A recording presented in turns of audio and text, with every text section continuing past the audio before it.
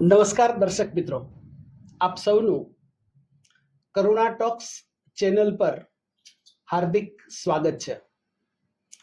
મિત્રો, આજનો સમય એ ખૂબ કરિયર બનાવનારા વિદ્યાર્થીઓ માટે, ટ્રેનીઝ માટે ખૂબ ચુનૌતીપૂર્ણ છે. એના અનેક કારણો છે. ભૂતકાળની અંદર પણ ચુનૌતીઓ હતી, અત્યારે પણ ચુનૌતીઓ છે અને ભવિષ્યમાં પણ ચુનૌતીઓ તો રહેવાની. કાળક્રમે સમયે સમયે ચુનૌતીઓનો પ્રકાર બદલાતો હોય છે. વર્તમાન સમયમાં આજે ખાસ કરીને જે કેરિયર બનાવનારા વિદ્યાર્થીઓ છે, મેનેજમેન્ટના, એન્જિનિયરિંગના, ટેકનોલોજીના જે વિદ્યાર્થીઓ છે, અલગ અલગ ક્ષેત્રમાં પોતાનું કરિયર બનાવવા ઈચ્છે છે, એવા લોકોને આજે આપણી વચ્ચે શ્રી વ્યોમ વસાવડા ઉપસ્થિત છે. તેમનું કરુણા ટોક્સની અંદર હું હાર્દિક સ્વાગત કરું છું અને એ આપણને અલગ અલગ એંગલથી, એના અનુભવથી આપણને માર્ગદર્શન આપશે અને એની પોતાની જે એકેડેમિક જર્ની છે એ ખૂબ સરસ રહી છે. ખૂબ મહેનત અને ગાંભીર્યપૂર્વક એણે મહેનત કરી અને એક મકામ હાસિલ કર્યું છે. તો વ્યોમ, આપનું હાર્દિક સ્વાગત છે કરુણા ટોક્સની અંદર. વ્યોમભાઈ, હું વાતની શરૂઆત કરું કે આપે ખૂબ સફળતા પ્રાપ્ત કરી છે. હું એટલા માટે કહીશ કે આપ પહેલા તો અમને આનંદ છે કે તમે રાજકોટના પનોતા પુત્ર છો, એટલે સૌરાષ્ટ્રનું અને રાજકોટનું એક ગૌરવ હું માનું છું અને એ ગૌરવ હોવાને નાતે આજે તમે વિદ્યાર્થીઓને અથવા તો જે દર્શક મિત્રો, શ્રોતા મિત્રો છે, એમને તમે માર્ગદર્શન આપશો તો એના જીવનની અંદર કોઈ ને કોઈ જગ્યાએ એ પોતે કોઈક જગ્યાએ અટકેલો હોય, કોઈ જગ્યાએ રૂકેલો હોય તો એને ફાયદો થશે. મિત્રો, વ્યોમભાઈનો હળવો પરિચય હું તમને ઇન્ટરવ્યુ આપણું જેમ આગળ ચાલશે એમ તમને દેતો જઈશ, પણ એક ખૂબ ગૌરવની વાત છે એ કે પોતે રાજકોટની અંદર 12 સાયન્સ સુધીનો અભ્યાસ એને રાજકોટમાં જ કર્યો અને ત્યારબાદ અંડર ગ્રેજ્યુએશન એ ગાંધીનગરની અંદર પીડીપીયુમાંથી કર્યું અને ત્યારબાદ એ પીડીપીયુ બાદ એણે એમટેક કરવા માટે જે આપણી ઇન્ડિયાની ટોપ મોસ્ટ જે 20 આઈઆઈટીસ છે એમાંની એક શિરમોર્ય કહી શકાય એવી મુંબઈની આઈઆઈટીસમાંથી પોતે એ એમટેક કર્યું છે, માસ્ટર ઓફ ટેકનોલોજી કર્યું છે અને એ માસ્ટર ઓફ ટેકનોલોજી પણ બહુ સરસ મજાના એરિયાની અંદર, એટલે કે જે એરોસ્પેસ, વર્તમાન સમયની અંદર એવું કહી શકાય કે કોઈ પણ રાષ્ટ્ર માટે સુરક્ષાનો પ્રશ્ન હોય ત્યારે આ ઇન્ડસ્ટ્રી ખૂબ મહત્વ ધરાવે છે. તો એ એરોસ્પેસ ઇન્ડસ્ટ્રીઝમાં એમણે એનું માસ્ટર કર્યું. મિત્રો, જ્યારે આઈઆઈટીની અંદર જેઈ એની પરીક્ષા પાસ કરીને એને પોતે એની અંદર પ્રવેશ મેળવ્યો હોય અને એક સારામાં સારું મકામ એન્જિનિયરિંગ ક્ષેત્રની અંદર એ પ્રાપ્ત કર્યું હોય અને એ પછી મને ખાસ કરીને જ્યારે હું વ્યોમભાઈની વાતો સમજતો હતો ત્યારે મિત્રો આપણા માટે ખૂબ ગૌરવની વાત કહેવાય કે એણે માત્ર આઈઆઈટીઝમાંથી એમટેક કરીને મૂકી ના દીધું કે ભાઈ હવે ચલો સરસમાં એની નોકરી મળી ગઈ તો આપણે ઠરીઠામ થઈ જાય એક જગ્યાએ, પણ ત્યારબાદ when I came to know that he is interested to go for IIM, અને મિત્રો માત્ર IIM નહીં પણ IIM ની અંદર પણ એમની જે ડ્રીમ ઇન્સ્ટિટ્યૂટ એ IIM બેંગ્લોરમાંથી એમને કરવું હતું. અને મિત્રો આજે જે યુવા મિત્રો છે એ આપ સૌ જાણો છો કે IIM ની અંદર કેટની પરીક્ષા ક્રેક કરવાની હોય અને એ ખૂબ મુશ્કેલ છે. આપણે એ બધા જ સ્ટેપ બાય સ્ટેપ જોશું. તો આટલી સરસ માની, મતલબ કે 3 વખત એ IIM ની જે કેટની પરીક્ષા, એડમિશન ટેસ્ટ છે એ પાસ કરી અને બહુ સારી રીતે પોતાની મનગમતી ઇન્સ્ટિટ્યૂટની અંદર એ બેંગ્લોરની અંદર, અને આજે તો વ્યોમભાઈ તમારું બીજું સેમેસ્ટર પણ કદાચ પૂરું થવાની તૈયારીમાં છે. તો મેં એમનો આછેરો પરિચય આપ્યો. તો હું વ્યોમ એવું જાણવા ઈચ્છીશ કે હાયર એજ્યુકેશન છે અને સ્કૂલિંગ એજ્યુકેશન છે, એ બંને વચ્ચેની તમારી જર્ની છે, એના વિશે અમને કંઈક સમજાવો. ચોક્કસ. પહેલા તો પ્રથમ તો ખૂબ ખૂબ ધન્યવાદ લલિત સરનો કે આટલું સુંદર ઇન્ટ્રોડક્શન મને મારું આપ્યું એમને. કદાચ હું પોતે પણ આટલું સરસ રીતે વ્યક્ત ન કરી શકત કે મારું શું બેકગ્રાઉન્ડ ને એ બધું છે. એટલે પહેલા તો એટલે આપણે હાયર એજ્યુકેશન અને સ્કૂલ એજ્યુકેશન વચ્ચેનું થોડું તફાવત સમજી લઈએ કે સ્કૂલમાં આપણે જનરલી જોતા હોઈએ કે ટીચર્સ છે તમને તમારી આંગળી પકડીને તમને બધું, ખાસ કરીને 1 થી 10 ધોરણ સુધી બધું તમને હોમવર્કથી લઈને લીથો સ્ટેન્સિલ બનાવવા, પછી કેમ જવાબ તૈયાર કરવા, કે પરીક્ષામાં શું લખવું શું નહીં, થી લઈને ફોર્મ ભરાવા અલગ અલગ એક્ઝામ્સના, બધામાં તમને હેલ્પ કરે છે. પણ આગળ જતા તમે પૂરી રીતે સ્વાવલંબી બની જાઓ છો કે જે પણ ડિસિઝન તમે, જે પણ નિર્ણય તમે લ્યો છો તમારી જીવનના, એ તમે ખુદ લ્યો છો. એટલે મારું પણ કંઈક એવું જ હતું. સ્કૂલ તો મેં જેમ સાહેબે કીધું એમ વિજય મોદીમાંથી મેં કરેલું છે અને ખૂબ સારું એ સમયની ને કદાચ અત્યારના સમયની પણ સારામાં સારી સ્કૂલ, અને ઘણું સરસ સંસ્કાર સિંચન ને બધું થયું. અને એ પછી બસ નાનપણથી થોડું એમ્બિશિયસ અને કોમ્પિટિટિવ થોડું નેચર મારો હતો. એટલે બધી એન્ટ્રન્સ ટેસ્ટમાં પ્રભુ કૃપાથી સારા માર્ક્સ મેળવ્યા અને ગુજરાતની જે ટોપ 5માં કહી શકાય એવી પીડીપીયુમાં અભ્યાસ મેળવ્યો. અને ખાસ તો હું કહીશ કે જર્ની, અગર હું મારી સફર કહું તો એ ત્યાંથી જ શરૂ થાય છે. કેમ કે ત્યારે પહેલી વખત હું એવા ક્લાસમાં હતો કે જ્યાં બધા મારી જેમ પોતપોતાની સ્કૂલના કે પોતપોતાના શહેરના કે પોતપોતાના એરિયાના ટોપર્સ હતા. એટલે તે સૌથી મારો પહેલો ચેલેન્જ હતો. એટલે પહેલો નંબર ત્યાં લઈ આવો, અને એટલું સહેલું નહોતું કે જેટલું સ્કૂલમાં હતું. એટલે વ્યોમભાઈ, મને ખાસ વાત અહીંયા એ સાંભળવું ગમશે તમારી પાસેથી કે ઘણી વખત જ્યારે વિદ્યાર્થી છે એ જ્યારે સ્કૂલ કાળની અંદર હોય તો ત્યારે એટલા બધા એક ગોલ ઓરિએન્ટેડ હોતા નથી. ખાસ કરીને 10th સ્ટેન્ડર્ડ સુધી બાળક છે એ અભ્યાસ કરતો હોય તો કે ભાઈ મને પરીક્ષા પાસ કરવી છે, પરીક્ષાની અંદર સારા રેન્ક લઈ આવવા છે, અને એ ત્યારબાદ એક જે કોમ્પિટિટિવ એક્ઝામ્સ, જેને કોમ્પિટિટિવ એક્ઝામ જ કહેવાય, કે તમારે સારી ઇન્સ્ટિટ્યૂટની અંદર દાખલો મેળવવો હોય તો તમારે કોઈ એક્ઝામ પાસ કરવી પડે. તો આપણા સૌરાષ્ટ્રની અંદર અનેક વિદ્યાર્થીઓ કોમ્પિટિટિવ એક્ઝામ્સથી ડરતા હોય છે. તો એ શાળાની અંદર તમે જ્યારે કામ શરૂ કર્યું ત્યારે શાળાનું કન્ટ્રીબ્યુશન, તમારા પરિવારનું કન્ટ્રીબ્યુશન, તમારા માહોલનું તમારો માહોલ હતો એનું કન્ટ્રીબ્યુશન, એ કેવો ભાગ ભજવે છે જ્યારે તમે when you step into the graduation level, under graduation level particularly? એટલે સ્ટેપ બાય સ્ટેપ જેમ આપણે સમજાયું કે પહેલા તો તમારી પોતાની અંદર જે મોટિવેશન, એક સ્ફૂર્ણા હોવી જોઈએ કે ભાઈ મારે એક મુકામ સુધી પહોંચવું છે.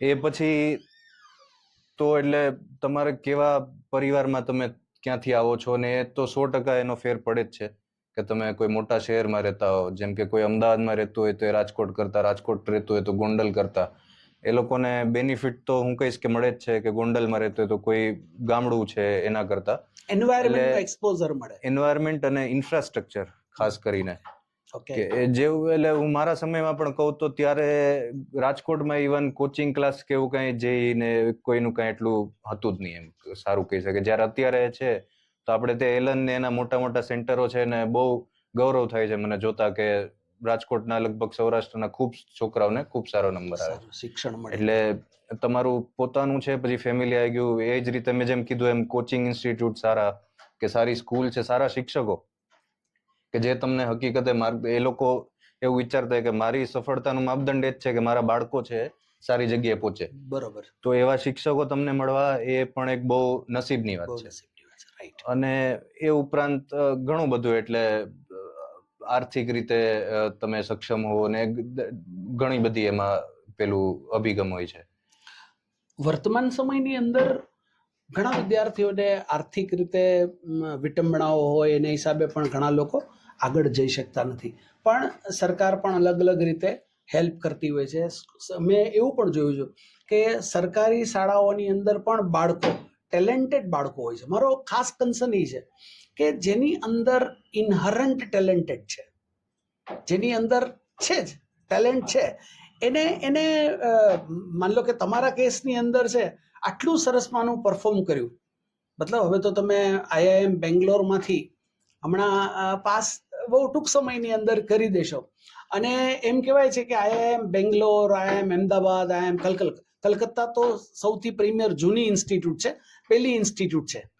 IIT જેવી રીતે શરૂઆતની અંદર IIT દિલ્હી હોય, IIT કલકત્તા હોય, IIT ખડગપુર હોય, તો એ કાનપુર છે. આ બધી જે ઇન્સ્ટિટ્યૂટના જે એલ્યુમિનાય હોય, દાખલા તરીકે મુકેશ અંબાણીજી તમે લ્યો, કે મેક માય ટ્રીપના કાલરાજી તમે લો, કે આપણે ક્રિકેટની કોમેન્ટ્રી સાંભળતા હોય તો હર્ષા ભોગલે, એ પણ અમદાવાદ IIM ના એલ્યુમિનાય છે. આવા અનેક લોકો સફળ લોકો છે. તો દરેક લોકો ત્યાં પહોંચવા માટે એને જોતા હોય, એની સફળતા જોતા હોય, તો ત્યારે તમને એક ગોલ સેટ કરવાનું મન થાય. એક જમાનાની અંદર જે જૂના જમાનામાં લોકો હોય તો એમ કે વિનુ માંકડ છે કે ગાવસ્કરથી પ્રભાવિત થતા, એવી રીતે અત્યારે હોય તો ભાઈ કોઈ છે એ વૈભવ સૂર્યવંશીથી પ્રભાવિત થાય કે વિરાટ કોહલીથી પ્રભાવિત થાય. તો તમારા લાઈફની અંદર એ સમયની અંદર તમારા શિક્ષકો, તમારા એન્વાયરમેન્ટની અંદર તમને ક્યાંથી મોટિવેશન મળતું? How did you get the inspiration or the motivation from your surrounding in those days? I'm talking about schooling time. એટલે ઘણું ખરું તો આપણા કોઈ ભાઈ બહેન કઝિન જે આગળ આપણાથી મોટા હોય કે જે 4-5 વર્ષ આગળ અને ત્યાં નિરમા કેવી કોલેજમાંથી ભણેલા હોય ને ત્યારે એમનું સારું કરિયર રહેલું હોય, અને બાકી તો ઘણું બધું ગાઈડન્સ. એટલે આમ રોલ મોડેલ તો એટલે ઘણા બધા કહી શકાય, પણ એ વખતે આટલો બધો ખ્યાલ નતો કે આ ઇન્સ્ટિટ્યૂટમાં જવાય કે આમાં ન જવાય. એ ટાઈમ એટલી અવેરનેસ નથી. પણ એટલે આમ કહું તો એટલે સેલ્ફ મોટિવેશન પણ એક જરૂરી વસ્તુ છે. કારણ કે વર્તમાન સમયની અંદર માહિતીનો પ્રોબ્લેમ ખૂબ છે, ખૂબ. કારણ કે મને માન લો કે તમારો સમય જો અને તમારાથી પહેલાનો અમારો સમય જો, તો એ સમયની અંદર માહિતી બહુ ઓછી ઉપલબ્ધ હતી, અને અત્યારે તો એમ કહેવાય કે ઇન્ફોર્મેશનનો બ્લાસ્ટ થયેલો છે. એટલે અત્યારે કન્ફ્યુઝન લોકોને એ છે કે એટલી બધી માહિતી હોય છે કે એમાંથી કઈ માહિતી છે એના ઉપર રિલાય કરવું અને સ્ટેપ આગળ લેવું. તો બીજું ખાસ કરીને સ્કૂલમાંથી જે ગ્રેજ્યુએશન લેવલમાં જે મતલબ જેને કે ગ્રેજ્યુએશન લેવલમાં કોલેજની અંદર જે સ્ટેપ અપ કરતા હોય, એવા વિદ્યાર્થીઓએ સ્કૂલના સમયમાં શું ધ્યાન રાખવું છે? માન લો કે તમે ભલે તમે આ જગ્યાએ પહોંચ્યા છતાં પણ તમને એમ થતું હોય કે હજી પણ મેં માન લો કે બે વસ્તુ નથી કરી, અને આવું કર્યું હોય તો વિદ્યાર્થીઓને વધારે ફાયદો થાય, એવું કંઈક ટિપ્સ? એટલે એમાં બે વસ્તુ છે. એક તો જે લોકો પહેલેથી મહેનતુ છે, અને અત્યારે તો ઘણા ફાઉન્ડેશનથી લઈને માની લો કે એન્જિનિયરિંગમાં જવું છે, તો આ બધી કોમ્પિટિટિવ એક્ઝામ્સ છે એન્જિનિયરિંગ કે ઇવન મેડિકલ માટે, તો JEE કે નીટ છે એની તૈયારી ફાઉન્ડેશન લેવલથી, એટલે 8મું તમારું પૂરું થાય એ પછી તરત જ 9માની સાથે સાથે. તો એ તો ઓફકોર્સ તમે જો પહેલેથી બાળક ઘણા એટલે હોય છે કે જે પહેલેથી નાનપણથી હોય, પણ ઘણા એવા પણ હોય છે કે જે કદાચ બોર્ડની એક્ઝામ ન આવે ત્યાર સુધી એટલા મતલબ જાગૃત ન હોય અને થોડાક ચંચળ હોય, એટલે એમને એમ થોડોક પુશ આવે કે ભાઈ હવે આપણે મહેનત કરવી પડશે, ત્યારે ચમત્કારિક રીતે મહેનત કરી પણ લેતા હોય છે. રાઈટ.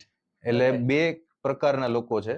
એટલે બંને માટે છે. એમ કે તમે જે એક તો છે કે જે પેસે જતા હોય એ તો તમારે કરવું જ જોઈએ, અને એમાંથી બહુ વધારે પડતું આમ કે આમ, કારણ કે એ તમારું શું છે કે એક ડેવલપમેન્ટલ એજમાં તમે હો છો, એટલે એમાં બહુ વધારે ચેડા ન કરતા, જે તમને ત્યારે ફાવે છે એ પછી, કેમ કે હજી તમે 100% સ્વતંત્ર નિર્ણય લેવા કદાચ સક્ષમ હો ન હો, તમે થોડું પોતાની જાતને એક્સપ્લોર કરતા હો કે ભાઈ મારે શું મારા માટે સાચું છે, કરવું છે, થોડું પેરેન્ટ્સનું માનીએ, થોડું શિક્ષકોનું માનીએ, એટલે જે રીતના પેસ તમારી આવતી હોય અત્યાર સુધી એ જ મુજબ જવું. પછી ધીમે ધીમે જેમ છે કે તમે કોઈ મિત્રને જોતા અને એમ છે તો તમને વધારે પ્રેરણા મળે, તો એ તમારામાં અલગથી કોમ્પિટિટિવ સ્પિરિટ ડેવલપ થાય.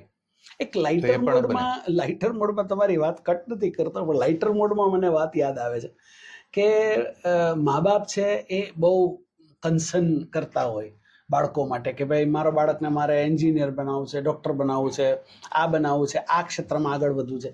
અને બાળકો એને બહુ એ સમજ ના પડતી હોય ઘણી વખત.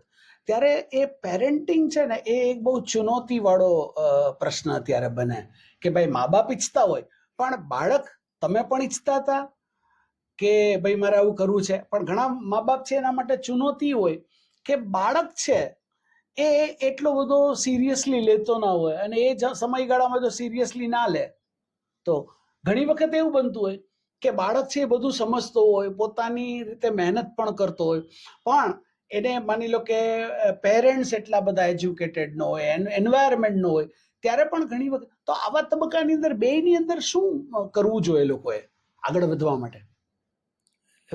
બે માટે એક કોમન અગર વસ્તુ વિચારી શકું તો એવું કે બંને માતા પિતા અને બાળકે એ સમજવું કે at that given point in time બાળક માટે શું સારું અને સાચું છે, તો એ દિશામાં થોડુંક વિચાર. અને પછી કેમ કે કોઈને ધારો કે સ્પોર્ટ્સમાં કે એમાં રસ હોય અને તમે એને પરાણે ભણવાનું કહો, અને કોઈને ભણવામાં રસ હોય ને પારિવારિક પરિસ્થિતિને કારણે તમારે કામ કરવા કે નાનું મોટું કંઈક જવું પડતું હોય, તો એ સમયે એ છોકરાની શું ઈચ્છા છે અને બધી તમારી ફિઝિબિલિટી કેવી છે પરિવારની.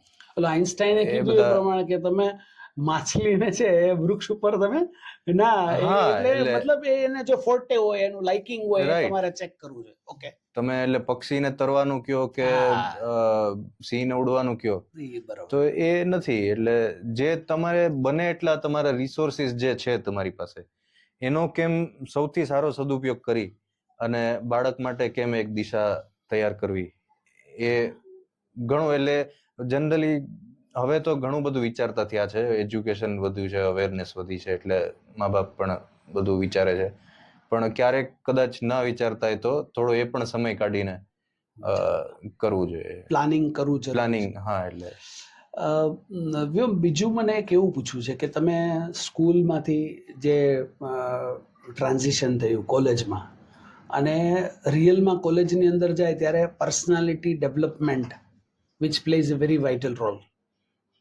Even language, body language, communication, presentation, જે એમ કહેવાય છે કે તમારા કોઈ પણ કારકિર્દી ઘડતરની અંદર એ બહુ મહત્વનો હિસ્સો છે.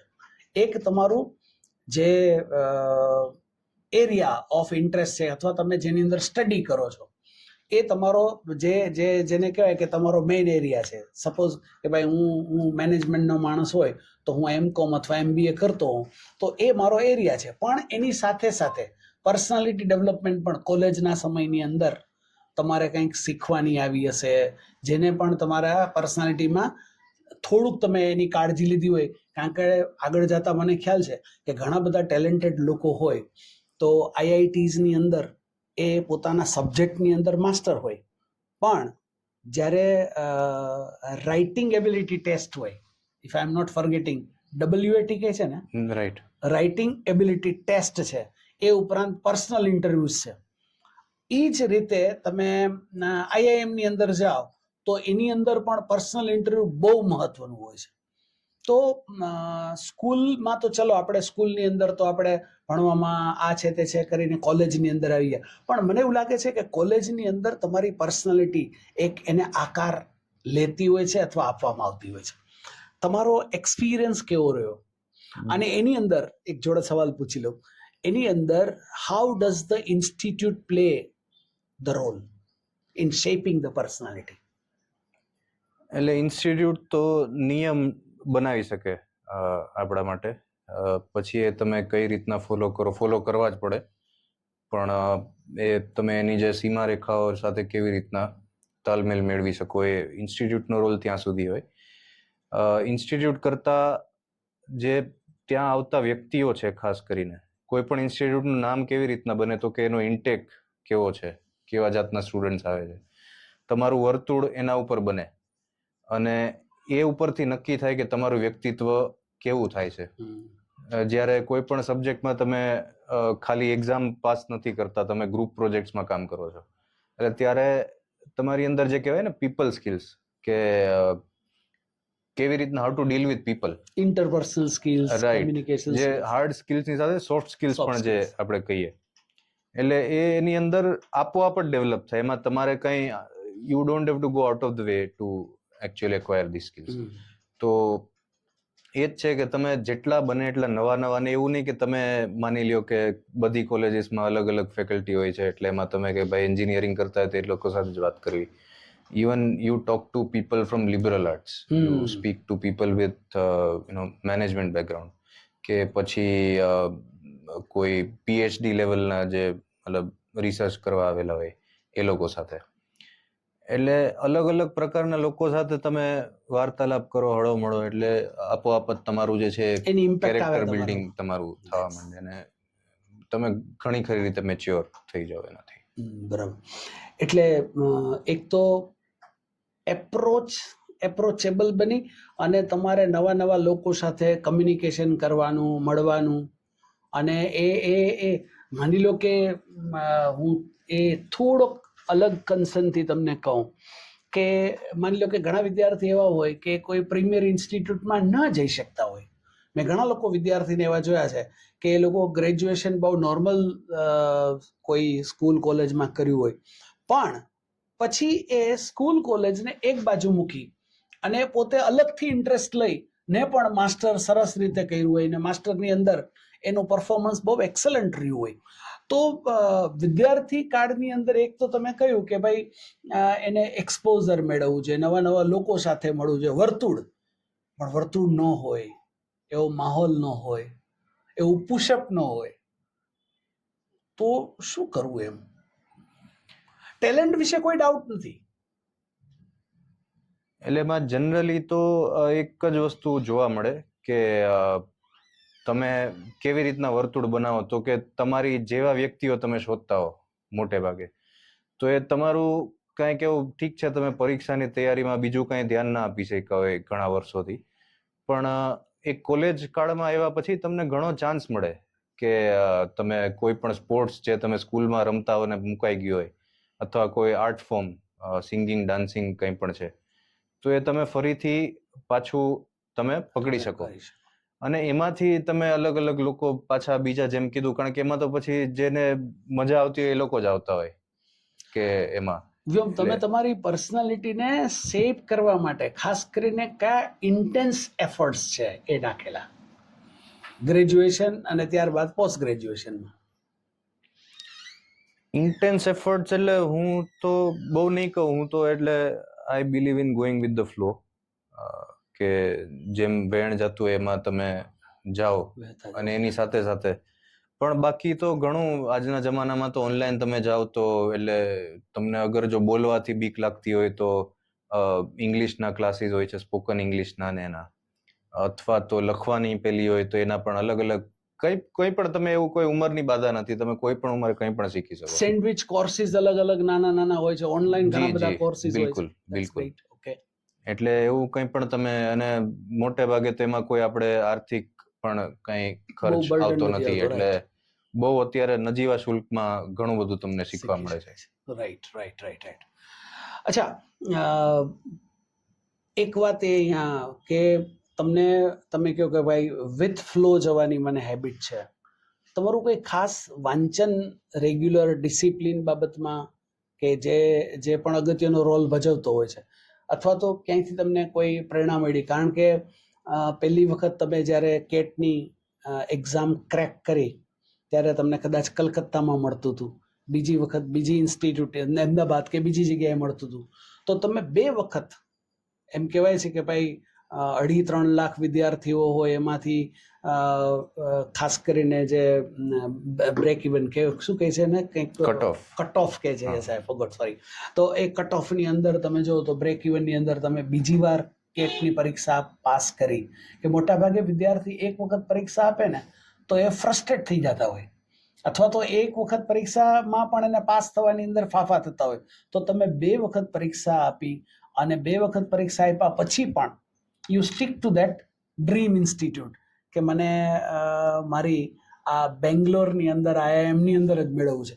તો એ સમયગાળાની અંદર તમારા ડિસ્ટ્રેક્શન આવ્યા હોય, કોઈ જગ્યાએ તમને મનની અંદર એમ પણ કોઈક વખત ડાઉટ થયો હોય કે હવે શું થશે, અથવા તો આની અંદર હું આ કેવી રીતે કરી શકીશ અને અહીંયા નહીં મળે તો મારે જમવું નથી, તો એ સમયે તમારી માનસિકતા કેવી હતી અને એ માનસિકતા તમે સ્ટેબલ કેવી રીતે કરી શકી?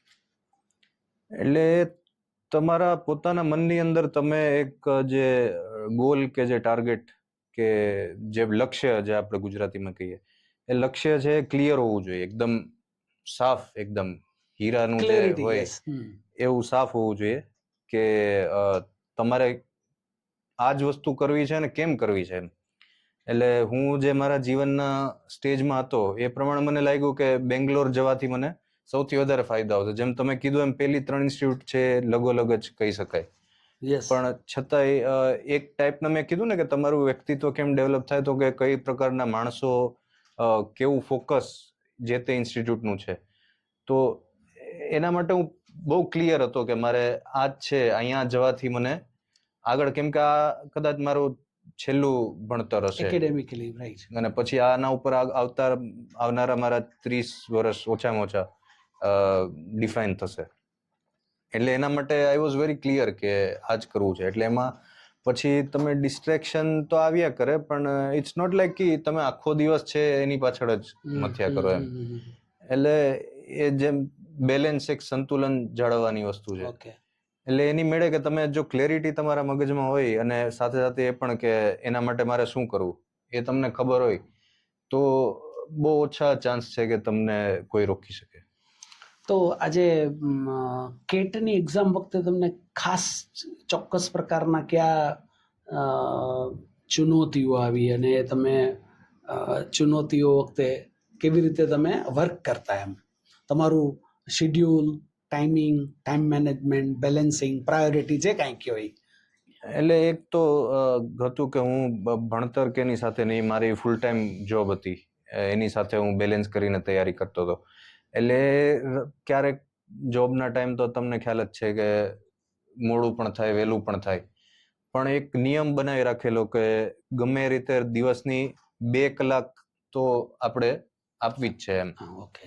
એટલે એ રીતના બનાવવાથી એક જે કહેવાય ને નિયમ, આપણા જે 8 યોગના જે પેલા યમ નિયમ ને બધા હોય એ પ્રમાણે એક નિયમ પણ છે.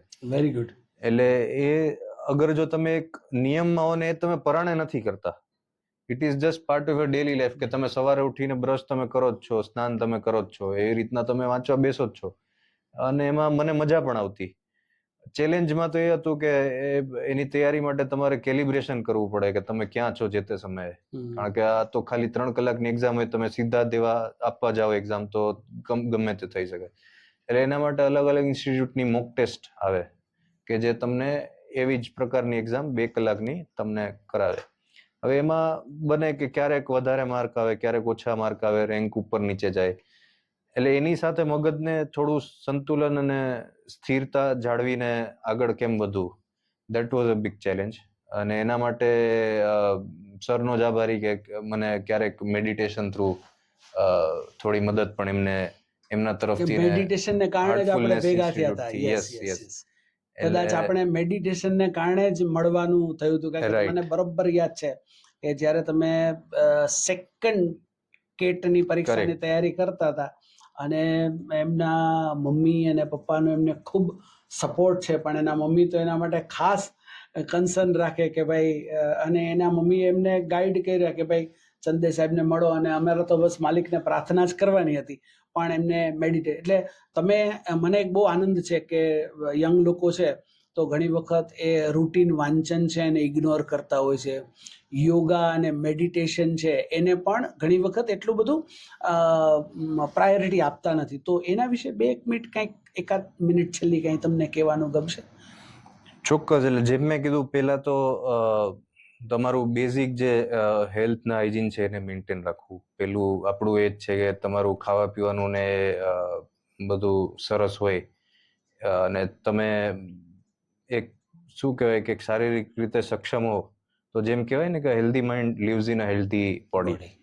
એટલે એ પેલી વસ્તુ એ છે. એ થયા પછી તમારું બીજી બધી વસ્તુ છે તમે રેગ્યુલર નિયમમાં આવ્યા પછી જો તમારી પાસે સમય થોડો બચતો હોય તો અચૂક જે પણ તમને, એમાં એવું પણ નથી કે દૂર જઈને કરવું, તમને યોગ કે જે આજુબાજુ નજીકમાં કોઈ સેન્ટરમાં કંઈ થતું હોય કે કોઈ મેડિટેશન, આવા કોઈ સ્પિરિચ્યુઅલ ગુરુ કે કંઈ છે તો એ કરો તો તમારા માટે ઓફકોર્સ તમને એક માનસિક સ્થિરતા જે અપાવે એવી વસ્તુ છે. એટલે એના માટે સમય કાઢવો એ અચૂક. પહેલા તમારી જે જોબ છે, ભણતર છે, પ્રાઇમરી તમારી જે ડ્યુટીઝ છે એ કરતા અગર જો તમારી પાસે સમય બચે છે તો અચૂક આના માટે સમય કાઢવો, એવું મારું પણ મંતવ્ય રહેશે. એટલે હેલ્થ છે, હાઇજીન છે, ટાઈમ મેનેજમેન્ટ છે, રૂટીન્સ છે, એ જ રીતે આને પણ તમે અંદર ઇન્કલ્કેટ કરો તો બહુ જીવનમાં સારું આગળ રહેશે. વ્યોમ, તમે તમારી જાતને આ IIM બેંગ્લોરના અભ્યાસને કારણે તમે તમારી લાઈફને ક્યાં જોવો છો, શું જોવો છો 5 વર્ષ પછી, 10 વર્ષ પછી?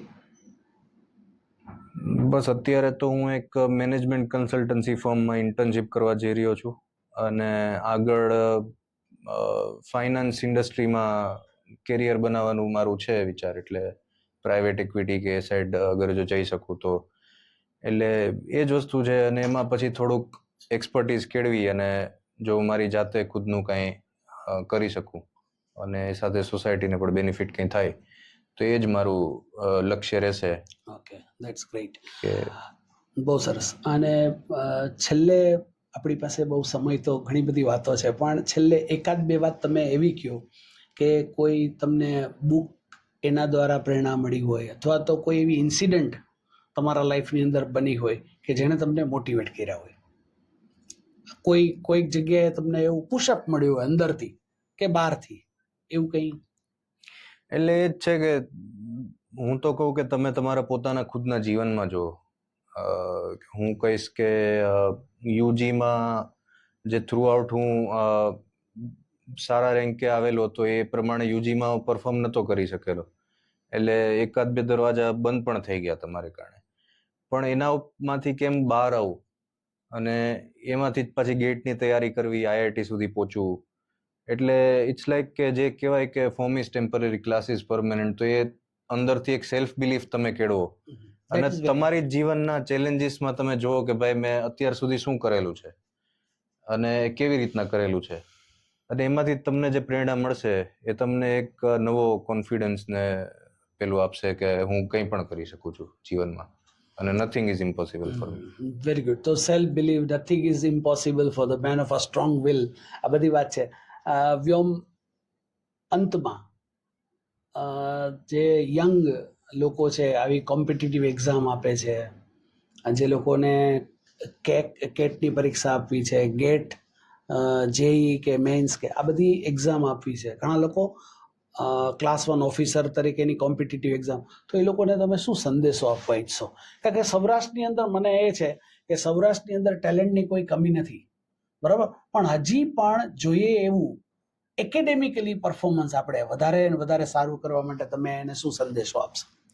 એક છે ને, આપણે મેં જોયેલું છે કે અહીંયા એક માનસિકતા કેળવી દેવામાં આવી છે કે અહીંયા રહીને કંઈ થતું નથી, તમારે બાર કોટા કે અમદાવાદ કે ફલાણી જગ્યાએ જવું પડે. એ તદ્દન ખોટી એક પેલું છે, અફવા છે. એટલે એક ગભરાઈ દેવામાં આવે છે વિદ્યાર્થીઓને કે અમુક સ્તરના વિદ્યાર્થીઓ એના માટે અમુક વસ્તુઓ શક્ય જ નથી. તો એવું કાંઈ નથી. કોઈ પણ એક્ઝામ કે કોઈ પણ ઇવન કોઈ પણ વસ્તુ, કોઈ ક્રિકેટનો કે ફૂટબોલનો મેચ તમે રમવા જતા હો, કોઈ પણ અહીંની ટુર્નામેન્ટ, ઇલશીલ્ડ કે એમાં, તો એમાં પણ ગભરાઈને ન જવું, ડરીને ન જવું કે આ હારી જઈશ તો શું થશે. હારી જઈશ તો હજી આગળ બહુ મોટી જીવન પડેલું છે. એટલે એ ફિયરલેસ માઇન્ડસેટ સાથે તમે જશો ને તો કદાચ તમે ફેલ થશો કે એમાં નાપાસ પણ થશો તો પણ નાસીપાસ નહીં થાવ.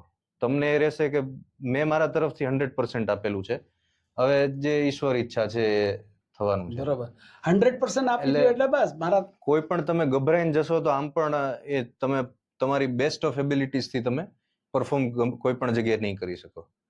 એટલે કોઈ પણ જાતનો સંકોચ, કોઈ પણ જાતની શરમ, કોઈ પણ જાતનો ડર રાખ્યા વગર તૈયારી શરૂ કરી અને આપણે જે કહેવાય કે યા હોમ ફતેહ છે કરીને આગે. ફળો છે ફતેહ આગે. થઈ આગે. Very good. એટલે એ જ રીતના આગળ વધવું જોઈએ અને બસ એ જ છે. તો દર્શક મિત્રો, તમે ક્યાંથી આવો છો એ ઇમ્પોર્ટન્ટ છે, એના કરતાં પણ તમારે ક્યાં જવું છે એ વધારે important. Where you are coming is not that important, but where you want to go. તમે ફોકસ્ડ હો, તમારા પ્રયત્ન ફોકસ્ડ હો, અને બધા જ પ્રકારની તૈયારીઓ કર્યા પછી પણ કોઈક વખત ધાર્યું પરિણામ ન આવે, છતાં પણ તમને ઈશ્વરની અંદર અને તમારી જાતની અંદર શ્રદ્ધા હોય કે હું ટેમ્પરરી, કદાચ મને ધારી સફળતા નથી મળી, પણ મને મારા લક્ષ્ય સુધી હું પહોંચીશ અને ઈશ્વર મને એમાં સહાય કરશે. તો આવું સરસમાંનું માર્ગદર્શન રાજકોટના આપણા વ્યોમ વસાવડાએ આપણી સાથે શેર કર્યું. એમના જીવનની અંદર હજી લાંબી ખૂબ મજલ છે. આપણે એમને ખૂબ ખૂબ શુભેચ્છાઓ પાઠવીએ. I wish and I pray to the master કે આવનારા દિવસોમાં પણ તમે વધારે ઝળહળો અને તમારું જ્યારે ખરેખર પાછું આઈઆઈએમનું સપનું એક્ઝેક્ટલી પૂરું થાય ત્યારે ફરી પાછા આપણે મળશું. તમને ખૂબ ખૂબ શુભેચ્છાઓ. જે સ્પર્ધાત્મક પરીક્ષાની તૈયારી કરે છે એ મિત્રોને પણ મારી ખૂબ ખૂબ બેસ્ટ વિશિસ છે and wish you all the best. Wish you all the best. ખૂબ ખૂબ ધન્યવાદ અને all the best. Thank you very much.